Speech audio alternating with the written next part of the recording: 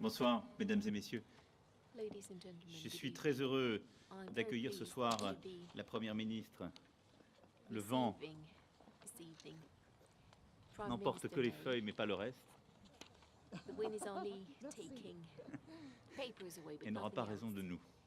Je suis très heureux donc d'accueillir Theresa pour un dîner de travail que nous avons eu avec nos équipes et nos ministres de l'Intérieur, quelques jours simplement après les élections britanniques. Et je suis très reconnaissant à Madame May. Merci beaucoup d'avoir si vite répondu à l'invitation pour ce dîner d'une part et le match de football entre nos deux équipes dans quelques instants. Votre venue incarne parfaitement, dans quelques instants, nos équipes joueront ensemble dans un sport malheureusement où il faut quand même que quelqu'un gagne. Et donc peut-être aurons-nous à ce moment-là quelques légers désaccords, mais nous n'en montrerons rien car ils sont très mineurs par rapport à tout le reste.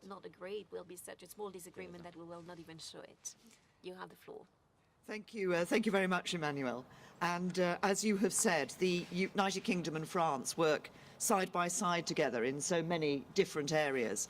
And that ranges from our bilateral trading relationship worth £69 billion to our tourist industries, where British and French people are intrinsically linked, forming the single largest groups of visitors to each other's countries. But nowhere is our cooperation closer than in the area of defence and security, with British and French fighter pilots flying alongside one another and in each other's planes over Syria and Iraq to strike Daesh at its heart, or our troops deployed together in Estonia to provide reassurance to our eastern allies in the face of Russian aggression. Just this month, cooperation between our two countries has led to the seizure of £65 million worth of drugs in the Indian Ocean, with UK and French naval officers working together on HMS Monmouth to intercept an illegal haul. And this is our close and deep relationship in action. As you've said, our discussions today have focused on the greatest security challenge our two countries face, tackling terrorism and rooting out the extremism that fuels it. Both our countries have, sadly, experienced the horrors of terrorism all too recently. I offer our heartfelt condolences to the families and friends of the 3 innocent French victims killed in the terrible attack in London last week. It shows so painfully how these attacks are not attacks on one place, but on us all. And a British man, Nick Alexander, of course, also tragically died in the Bataclan attack in Paris in November 2015. And I know you stand with us against this evil.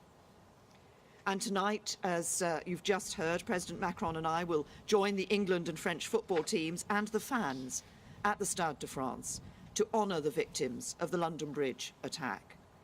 In the wake of the November 2015 Paris attacks, the England and French teams paid tribute at Wembley Stadium to all those who lost their lives. And our visit to the Stade de France tonight will be a similar show of solidarity against terrorism and extremism. The counter-terrorism cooperation between our intelligence agencies is already strong, but President Macron and I agree that more should be done to tackle the terrorist threat online. As I've said before, in the UK we are already working with social media companies to halt the spread of extremist material and poisonous propaganda that is warping young minds. But we know they need to do more. And today we can announce that the UK and France will work together to encourage corporations to do more and abide by their social responsibility to step up their efforts to remove harmful content from their networks. We're launching a joint UK-French campaign to ensure that the internet cannot be used as a safe space for terrorists and criminals, and that it cannot be used to host the radicalising material that leads to so much harm.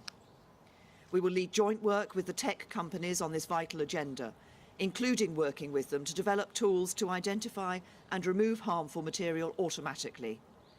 We will press them to urgently establish the industry-led forum we agreed at the G7 summit last month to develop shared technical and policy solutions to tackle terrorist content on the internet.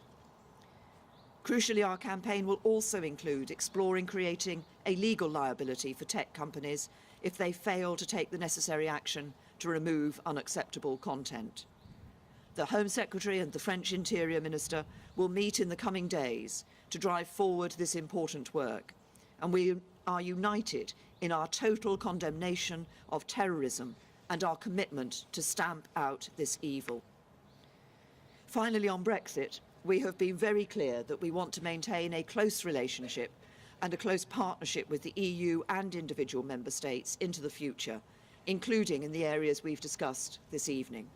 And I confirmed to President Macron that the timetable for the Brexit negotiation remains on course and will begin next week. So thank you, Emmanuel, for our very constructive discussions this evening. Thank you.